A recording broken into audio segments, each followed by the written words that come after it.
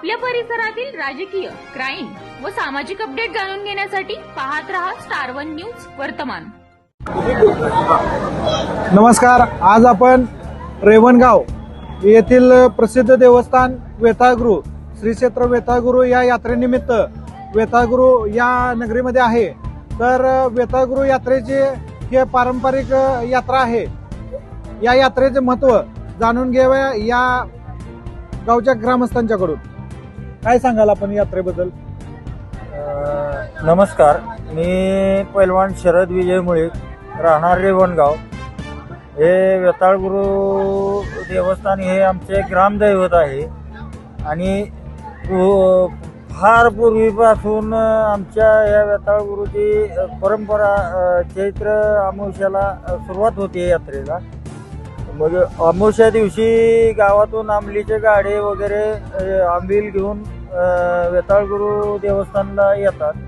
तिथं पालखीची मिरवणूक होते आणि नंतर पालखी रेवणगावात हनुमान मंदिरात मुक्कामला जाते।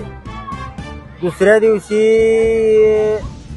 गुढीपाडव्या दिवशी गुढ्या उभारून पोळ्याचा नैवेद्य करून गावातील सर्व ग्रामस्थ, महिला, लहान मुले हे सगळे वेताळगुरु मंदिराकडे भेट देतात आणि वेताळगुरुचे दर्शन घेतात। त्यानंतर संध्याकाळी रात्री 9 वाजता पालखी मारुती मंदिरातून निघून वेताळगुरु मंदिरापाशी 10 वाजता पोहोचते। भव्य पालखीची मिरवणूक सुरू होते। पालखीची मिरवणूक आत मंदिरात गेल्यानंतर तिथं देवाची भाकणूक होते।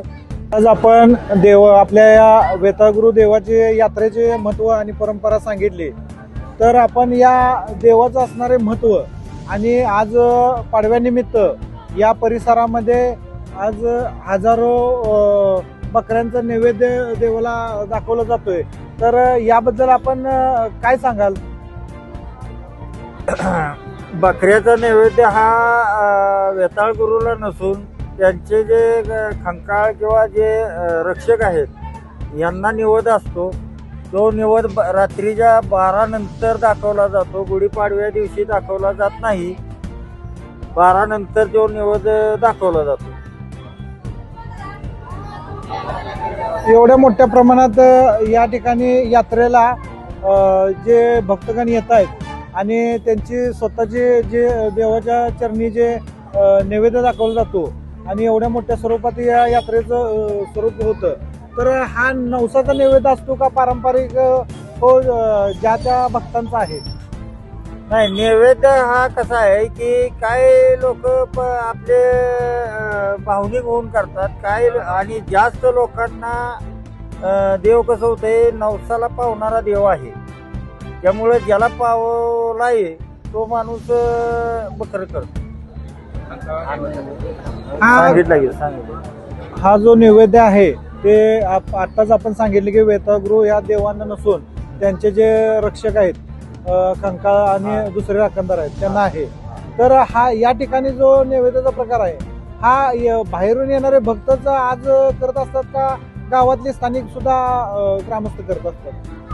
काही गावातले ग्रामस्थ बी करतात किंवा बाहेरून येणारे बी लोक करतात आणि ज्यांना याच्यानंतर करायचं आहे ते मध्ये आधी कधीही करू शकतात। फक्त शनिवार, सोमवार, एकादश, अमावस्या, पौर्णिमा सोडून करतात। या आपल्या वेताळगुरु देवस्थान बद्दल आणखी देवाचे महात्म्य काय सांगाल आपण? हा देव कसा आहे की डोंगरात म्हणजे जंगलात राहिलाय। ते तिथं असं म्हणजे त्याला लोकांचा सहवास नको आहे। अवतीभोवती इथं असं म्हणजे जवळ कुठं घरं वगैरे नाही, त्यानं ठिकाण असं डोंगर बघूनच स्थायिक झालेलं आहे। आपल्या वेताळगुरु देवाची दिनचर्या दैनंदिन पूजा अर्चा आणि त्याचं आरती वगैरे त्याचा पूर्णपणे दिनचर्या तुम्ही थोडक्यात सांगा। वेताळगुरुची सकाळी 8 वाजता नियमितपणे पूजा केली जाते व गुरुवारी आणि अमावस्याला सकाळी आणि संध्याकाळी 2 वेळेला पूजा अर्चा केली जाते, आरती. आरती आणि पूजा. या देवस्थानच्या वतीने दर अमावस्याला या ठिकाणी प्रसादाचे आयोजन करण्यात येते. महाप्रसादाचे अमावस्या आणि गुरुवारी आणि पौर्णिमा असे आयोजन केले जाते. तर ते ट्रस्टी मार्फत असते का भक्तांच्या मार्फत, कोणाच्या मार्फत? हे आमच्या विलास तात्याचे इथले समाजसेवक जे आहेत त्यांनी ही प्रथा प्रथम चालू केली. त्यावेळेला हातावर मोजण्याच्या सारखे लोकांनी प्रसादाचा नैवेद्य करत होते. त्यानंतर त्याचं महत्व वाढून भरपूर लोकांना मला दिवस तो मिळाला पाहिजे अशी त्यांची धारणा होऊन त्याप्रमाणे ज्यांचा नंबर सुरुवातीला असेल त्यांना अमावस्या पौर्णिमा असं जेवण करण्याची संधी उपलब्ध करून दिलेली आहे.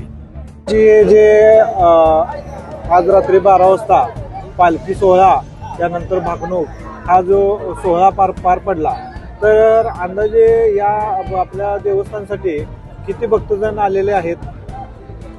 या देवस्थानच्या याच्यावर लाखोपेक्षा जास्त भाविक भक्त आहेत.